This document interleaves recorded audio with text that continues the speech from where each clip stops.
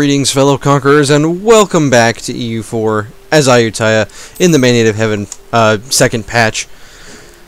Paradox announced the next DLC. I think it's going to be a DLC. They're calling it an immersion pack.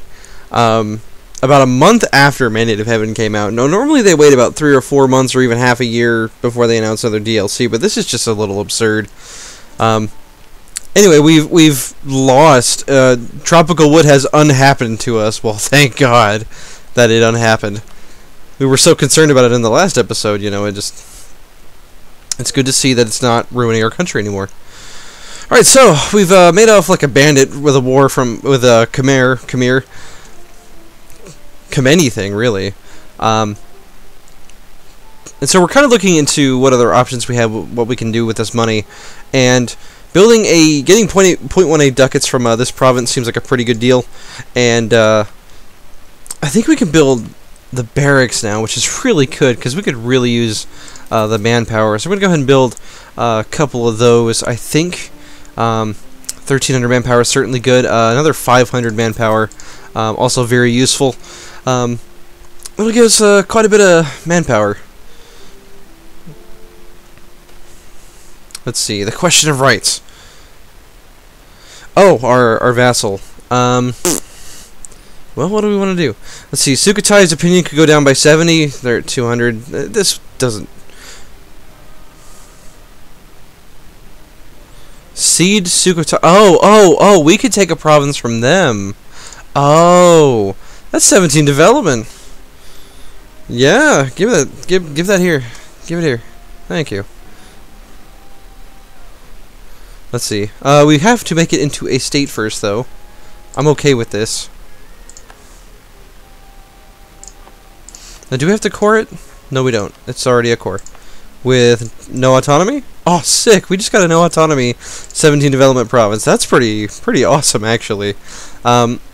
Alright, we do have to worry about some rebels popping up, but I think it's pretty safe at this point to mothball the forts. That'll save us a ducat a month. And let's see, these are the Ligori separatists. I believe that's going to be, yeah, these guys. Our prior vassal, as it were. What are they upset about? Not accepted culture, wrong religion, intolerance. Oh, yeah. And of course, because it's Sunni, it's going to be ridiculously hard to actually convert it. It may be worth our time to invest into humanist ideas at some point. Alright, we've stopped improving relations with Ming. They're only at 77, probably because of all the aggressive expansion, if I had to guess. Also, we're heretics, so, We could marry them, but I don't really see what the point is. Yeah, in the last episode in the comments, people had mixed opinions about what I said about Ming. Some people, I think it's fair to say that the community is split 50-50 on this issue, and that makes it really difficult to talk about. On the one hand, you have the hardcore 1,000+ hour club who's all like, no, Ming is fine, I enjoy the challenge. Ming China, or they're like, oh, Ming China was historically powerful, so this game should represent historical reality and make it impossible to do anything. That being said, the other half of it is like, this is just absurd. It's gotten to the point where it's not like fun to play against them like it is with like in the Balkans when you're fighting against the Ottomans. I really ought to make my own separate video on this if I'm being 100% honest, instead of just devoting all this time to it in these episodes. But I mean, we got to talk about something, right? Got to talk about important things. All right, now our current leader is okay. Let's see. Ming is demanding 9 military points a month now. Goodness gracious, this is just getting absurd. Now, we'd think about starting to annex Sukhotai, but the problem that we have is... Oh, God, I'm so tired. Words are very difficult when I'm this sleepy. The problem is that we're trying to save up our diplomatic power to spend on idea groups. For the time being, we'd really like to get to Tech 8 in pretty much every category, considering that a lot of our neighbors have it. Although Ming is not at Tech 8 in every category like I would expect them to be at this point, even though they're getting like a ridiculous amount every year just from tributary states. They have like 26 or something like that. It's absurd. It's just crazy. Alright, the trade good in Katapang has changed to naval supplies. Hey! That's this province. Sweet. Now I actually forget, I don't think it, does it say? I don't think it says here. It just says it's a 16% chance of attracting extra settlers each month. I never colonize, so like, I don't know this stuff off the top of my head. Let's see. See, we could get missionary strength of 2% at the cost of tolerance, but on the other hand, we're already a pretty tolerant religion, as I understand it. We're tolerant of other Buddhist faiths. Yeah, but not of other, not of heathen religions. So that may be something we look into. There's maybe something to be said for doing what some people were suggesting and taking religious ideas. There may be some merit to that. Okay, so we could gain 10 karma, or we could lose some and lose autonomy. Well, our karma is currently at -79, so we're sort of on the way back to getting to 25 karma, or between like -25 and 25, but I don't really see it happening. We're going to be fighting so many offensive wars in the near future that that's just not really going to be an option, I don't think. But we're going to go ahead and kick things up to speed 5, let some time pass. We're still waiting for these rebels to fire. Although it might take them a while to fire now. We do have, really soon, some Cambodian separatists. And how big are they going to be anyway? The Cambodian separatists are going to be 22k. It's actually bigger than our army. I suppose. Wow, we have a force limit of 36. When did that happen? Whew. Shame our manpower is awful.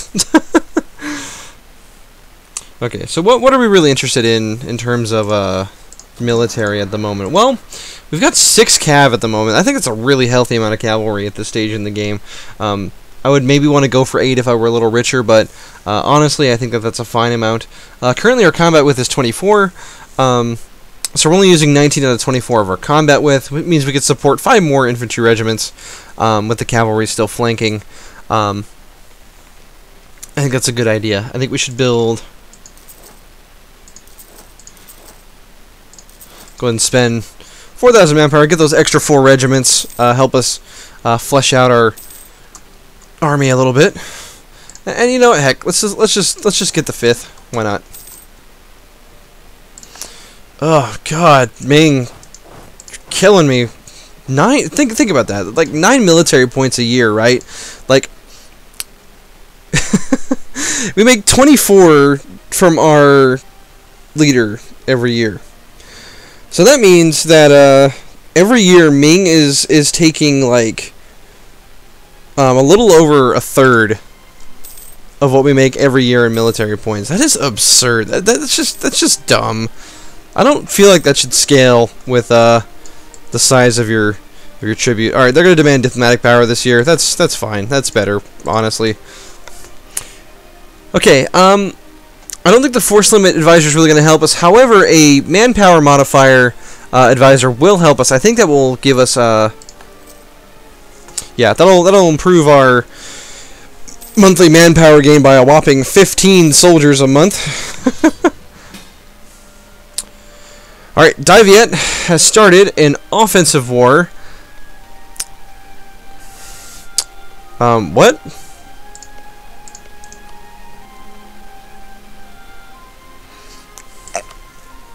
Okay, I don't know if this is a bug or not, but let's look at this here. So, Dai Viet has attacked Lanshang. They're allied with Shenhui, both of whom are pretty tiny and insignificant.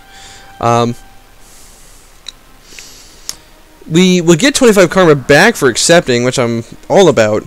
But the problem is, it says that Ming is going to protect them. So let's just wait a few days. Let's see who all defends here.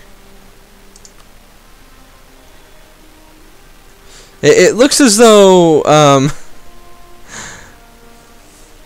it looks as though Shenhui has dishonored the call. We're gonna go ahead and accept. Get some karma back. We're at war again, which is gonna kinda suck because that means we can't get our autonomy down, but hey, we're almost to the middle of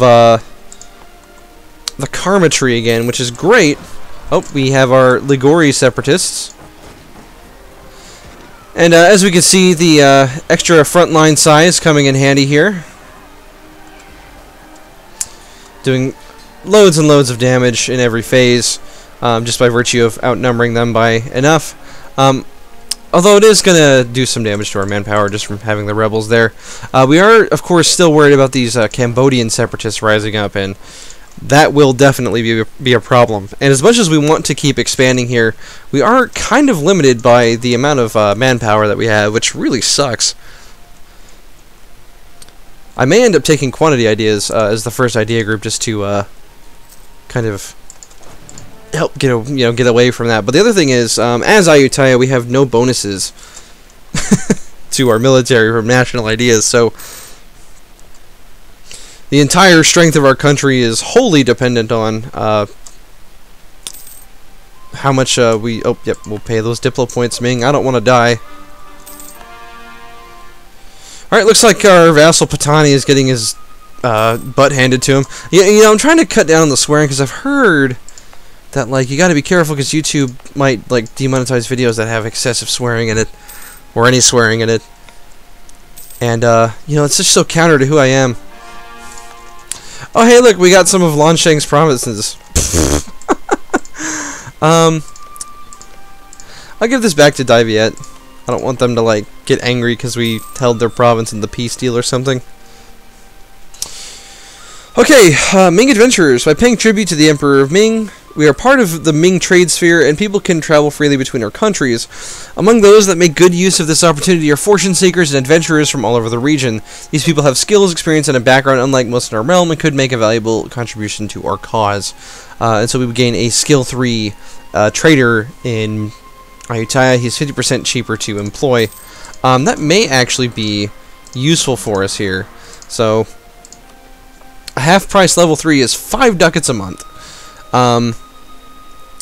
We would just be able to afford him if we were to hire him, and that would be, you know, extra point per month, so 12 points per year.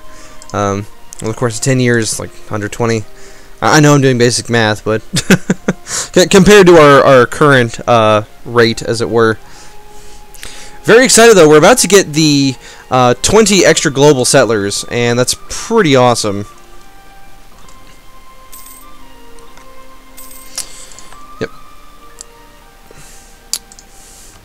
And our splendor has gotten high enough, and also we have, we just need that one province. We just need this one province here to get the Renaissance, and we will be able to start a golden age. But our splendor has gotten high enough that we've been able to... Actually no. That's not true. This province here, Kukanar Surin, needs to get to the Renaissance, and that'll happen in 2 years, right before the next institution fires, which will be quite useful for us. So anyway, now we have an option that we can do. So it looks like we can get transfer subject peace treaty at half cost. I believe that's and I know this is going to make me sound like a complete and total novice at the game, but I believe that is a allow claims bordering claims. I don't know. Is that the ability to declare war on our vassals' claims, I wonder? I don't know. +1 combat bonus in terrain of capital. Cavalry to infantry ratio up.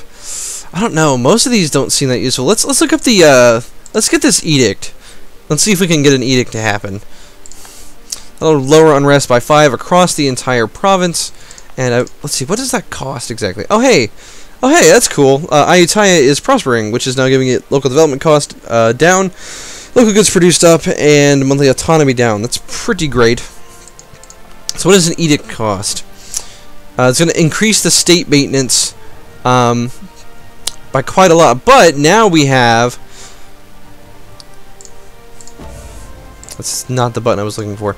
Too many buttons! There's too many buttons! Feudal de jure law. Let's see, where is that? Did that pop up immediately, or are we waiting? Oh, that's cool. We can actually increase the missionary strength by 1%. across a province for a while. Now, if you look at some of these Sunni provinces, we would actually be able to convert them if we enforced our heritage and picked up the bonus there. That being said, do we have an Inquisitor available? Because he's a +2.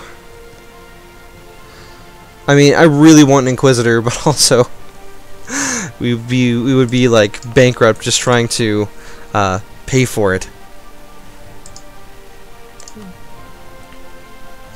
There's so much to do now. It's crazy.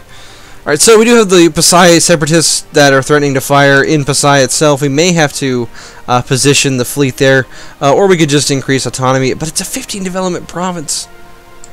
Oh, it's so good. However, the Cambodian separatists are also about to fire. So much happening. So much happening. It's crazy. Okay, so picking up the feudal de jure law hasn't really done anything for us because it's not going to lower any of the...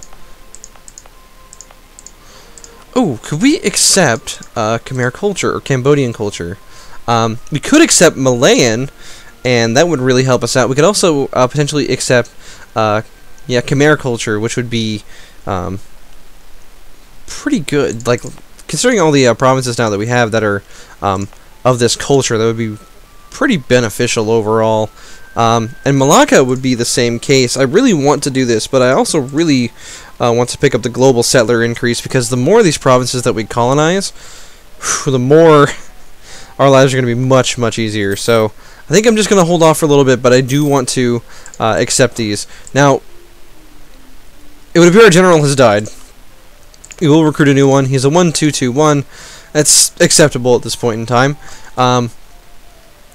We're currently sieging down the last vestiges of Lansheng, leaving it to our faithful, loyal vassals. Ming, of course, wants our diplomatic points as we're trying to spend them. So we can gain 10 prestige at the cost of 1 stability, or we could lose 72 ducats. That's kind of a waste of stability, so I will spend the ducats, begrudgingly, of course. Okay. So we can finally pick up this idea. And our corruption is making it cost 7 more points than normal, so that really sucks, but it's just the way it goes. Our corruption is going down by 0.07 a year. The lack of religious unity, of course, is hurting that, but what can you do? Alright, we will go ahead and pick up the next colonial idea, get that global settler increase. And so now this is going to grow at 35 a year, and that's so much better. That is so much better. I'm actually going to pull up my calculator. I just want to see how much of a difference that is, right? So normal rate would be like so without a colonist at all, 1,000 divided by 15 is 66 years. So the colonist really is like super important. But if we do have that extra 20, that's only 28 years. I believe that, yeah, that's a yearly. So literally like more than halves the current time that it takes for us to get a colony up and running, which is pretty amazing overall for what we're trying to do here, and for the amount of land that we're going to get out of colonizing these provinces, especially once we start going into the Philippines, and once we get more colonists up, we're just going to be raking in like insane amounts of cash.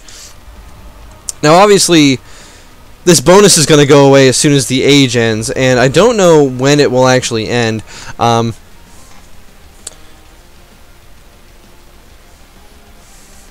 So it'll start when the Protestant Reformation starts, and I don't know, we don't know when that happens, but I do find it funny that, like, something in Europe is causing us to change our age and ethics and ideas and stuff. It's kind of funny. Let's go deal with these rebels. I don't think that there's a way we can get through there without crossing river. And of course, they still took the province anyway, which really sucks, because now we're taking this unnecessary river crossing. Losing an obscene 5,300 manpower there. Rebels.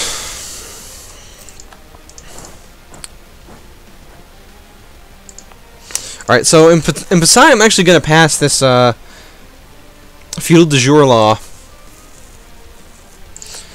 which means that it's going to cost more to maintain the state than we're actually making from it, but it will also stop them from rebelling without raising the autonomy.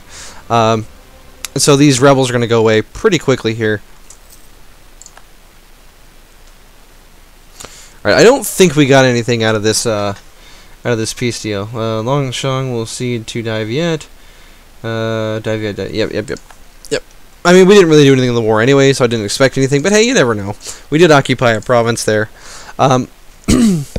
We could go for Admin Tech 8 here pretty soon, which would give us the courthouse and higher number of states to actually work with. And that'll be useful for us because we're actually almost at our state limit, so I think I am going to go ahead and save up for that. As much as I want the construction costs down, I think that the getting that will be useful for us, although the extra manpower modifier would be exceptionally useful for us as well. But I think that's going to be the end of this episode. I know not that much happened apart from a war and passing a little bit of time, but there's so many new mechanics and stuff to work through now. So we just had to, go ahead and take our time a little bit. But anyway, thank you for joining me, my fellow Thai, and I'll see you on the next one.